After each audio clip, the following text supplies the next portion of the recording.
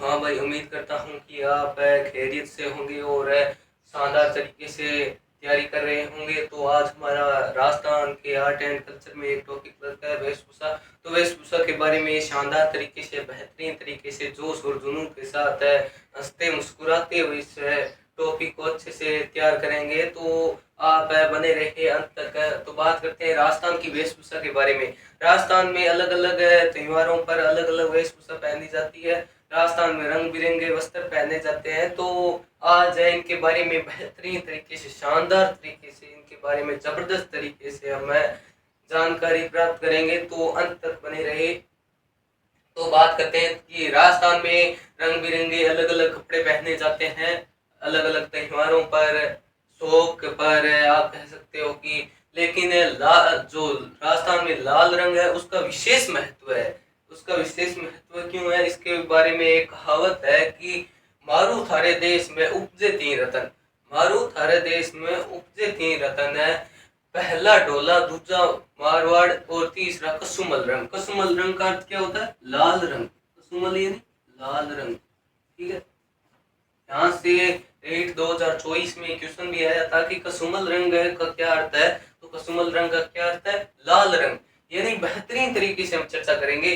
तो कसुमल रंग से विशेषकर आरपीएससी 2-3 क्वेश्चन हर बार पूछती है, तो कसुमल रंग का विशेषकर ध्यान रखें। तो आगे बात करें तो हमने ढोला और मारू की कहानी पर अभी तक चर्चा नहीं की है, लेकिन हम हस्तकला जब पढ़ाएंगे तब ढोला मारू की कहानी पर चर्चा करेंगे। तो बात करते हैं कि तो ढोला है वो अपनी पत्नी यानी मारू से कहती है, मारू से कहता है कि मारू थारे देश में उपजे तीन रतन। यानी कि मारू, तुम्हारे देश यानी कि राजस्थान में तीन रतन है। पहला है तुम्हारा ढोला, ठीक है, दूसरा है मारवाड़, ठीक है, तीसरा है कुसुमल रंग। कुसुमल रंग यानी लाल रंग, ठीक है। तो बात करते हैं हमारा पहला जो वस्त्र आता है, जो पुरुषों के द्वारा वस्त्र पहने जाते हैं, उनके बारे में पहले चर्चा करेंगे। तो नेक्स्ट पार्ट में हम महिलाओं के वस्त्रों के बारे में चर्चा करेंगे। तो भील महिलाओं या आदिवासियों के बारे में, तो बेहतरीन तरीके से आदिवासी महिलाओं के वस्त्रों के बारे में। तो आज बात करेंगे कि जो राजस्थान के पुरुष है उनके कौन कौन से वस्त्र है और कौन कौन से वो वस्त्र पहनते हैं। तो पहला हमारा वस्त्र आता है पुरुषों का पगड़ी या साफा।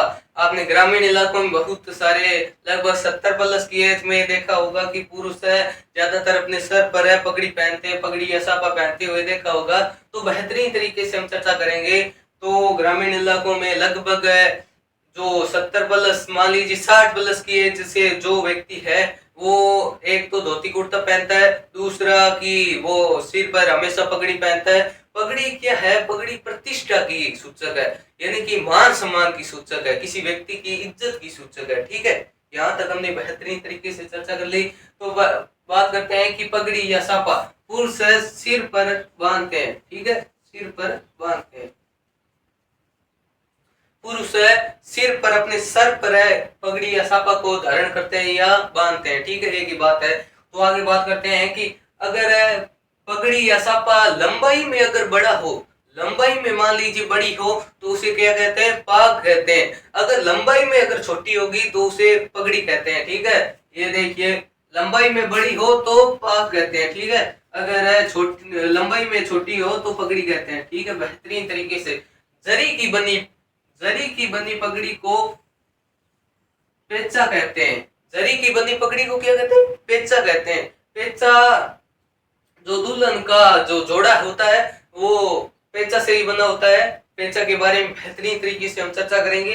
तो आगे बात करते हैं कि राजस्थान में अलग अलग त्योहारों पर, अलग अलग उत्सवों पर अलग अलग वस्त्र पहनते हैं और अलग अलग पगड़ी भी पहनते हैं। अलग अलग त्योहारों पर अलग अलग पगड़ी पहनते हैं। तो पहले हम बात करते हैं कि होली पर, ठीक है, रुकिए, विवाह विवाह में मोटड़े की पगड़ी पहनते हैं। मोटड़े की पगड़ी में हमारी इस कला और संस्कृति की जो ये, मान लीजिए कि जो हमारी ये कला और संस्कृति की जो हमारी ये क्लास है वेशभूषा की, इसमें आपको इमेजेस के माध्यम से आपको समझाया जाएगा। मोठड़े की पगड़ी किस प्रकार की होती है, आपको इमेज भी दिखेगी और इमेज के साथ बेहतरीन तरीके से आपको समझाया जाएगा, तो शानदार तरीके से बने रहे। तो मोठड़े की पगड़ी की बात करें तो कहाँ गई, हाँ ये रही। मोठड़े की पगड़ी में अलग अलग धारियां होती है, ये यहाँ पर आपको जो इमेज दिख रही है ये मोठड़े की पगड़ी की इमेज है। आपको अलग अलग यहाँ पर धारियां भी दिखाई दे रही है, इसलिए इसे मोठड़े की पगड़ी कहा जाता है। ठीक है, आगे बात करें तो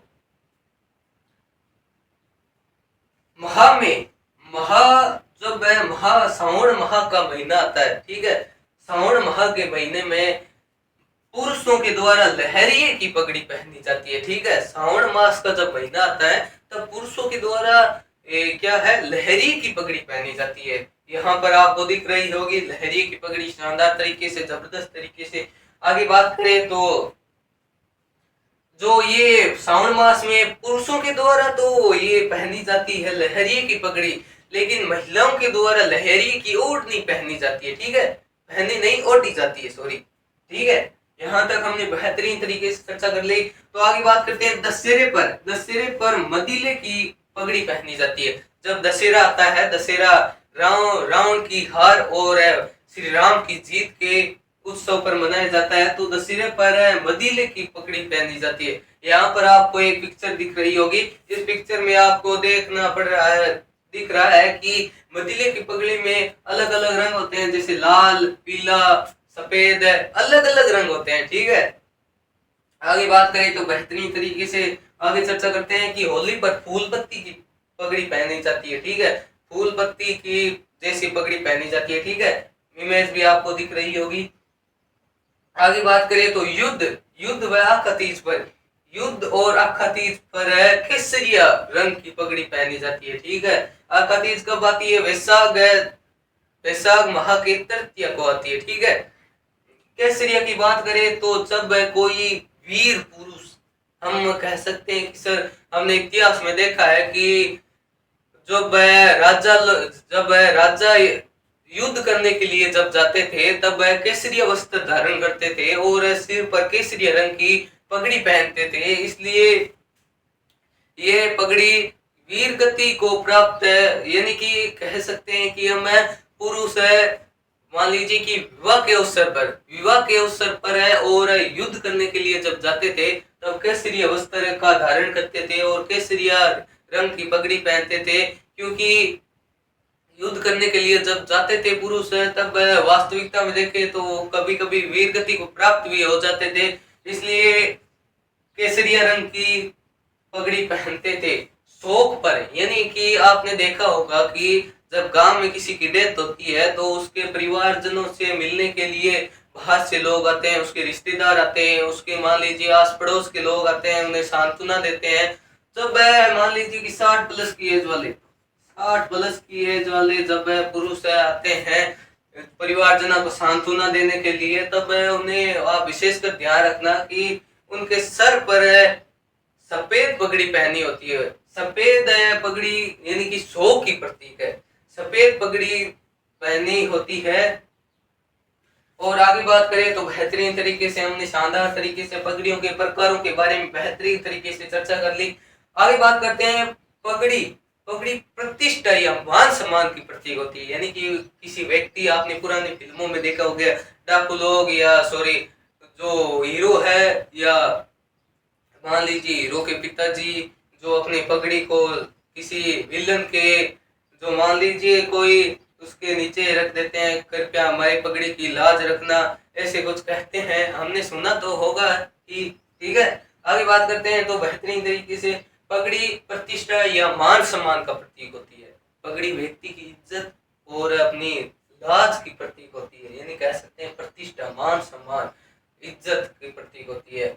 और आगे बात करें तो एक कहावत भी है, राजस्थान में एक बेहतरीन कहावत भी है, किसी को कहते हैं, आपने सुना होगा कि मेरी पगड़ी की तू लाज रख लेना। ठीक है, ये कहावत है, बड़ी प्रसिद्ध है। आगे बात करें तो पगड़ी का संरक्षक किसे माना जाता है, पगड़ी का संरक्षक अकबर को माना जाता है, क्योंकि अकबर ने ही पगड़ी को पहनना प्रारंभ किया था, इसलिए अकबर को पगड़ी का संरक्षक भी माना जाता है। बेहतरीन तरीके से चर्चा करेंगे। विश्व की सबसे बड़ी पगड़ी, विश्व की सबसे बड़ी पगड़ी, यहाँ पर आपको पिक्चर दिख रही होगी, ये है विश्व की सबसे बड़ी पगड़ी। कहाँ पर है? बागोर की हवेली। कहाँ पड़ती है? उदयपुर में सर। उदयपुर में विश्व की सबसे बड़ी पगड़ी है। तो बेहतरीन तरीके से हमने चर्चा की है। विश्व की सबसे बड़ी पगड़ी कहाँ पर है? बागोर में है। और बागोर कहाँ पड़ता है? बागोर पड़ता है उदयपुर में। बागोर की हवेली है उदयपुर में। शानदार तरीके से कभी घूमने का मौका मिले तो जरूर देख कर आना। और आगे बात करें तो जहाँ बागोर की हवेली, जो उदयपुर में पिछोला झील है, पिछोला झील के पास ही बागोर की हवेली है। और बागोर की हवेली, कभी पिछोला झील के मान लीजिए कि घूमने का मौका मिले तो पिछोला झील को देखकर बागोर की हवेली में जरूर जाना। विश्व की सबसे बड़ी पगड़ी वहां पर है, स्थापित है बागोर की हवेली में। एक बार रिपीट कर देता हूँ कि विवाह में मोटड़े की पगड़ी पहनी जाती है बेहतरीन तरीके से। विवाह में किस कौन सी? मोटड़े की पगड़ी। ठीक है, ठीक है। श्रावण मास में लहरिये की पगड़ी, श्रावण मास में पुरुषों के द्वारा लहरिये की पगड़ी पहनी जाती है। और श्रावण मास में महिलाओं के द्वारा लहरिये की ओढ़नी ओढ़ी जाती है। ठीक है, आगे बात करिए तो सिरे पर मदिले, मदिले यानी अलग अलग रंग से बनी पगड़ी और पहनी जाती है। ठीक है, आगे बात करें तो बेहतरीन तरीके से होली पर फूल पत्ती की पगड़ी। आगे बात करें तो युद्ध वाका तीज पर केसरिया पगड़ी, शौक पर सफेद पगड़ी। तो बेहतरीन तरीके से हमने जो पगड़ी है उसके बारे में चर्चा की है। तो थोड़ी आगे और चर्चा करते हैं।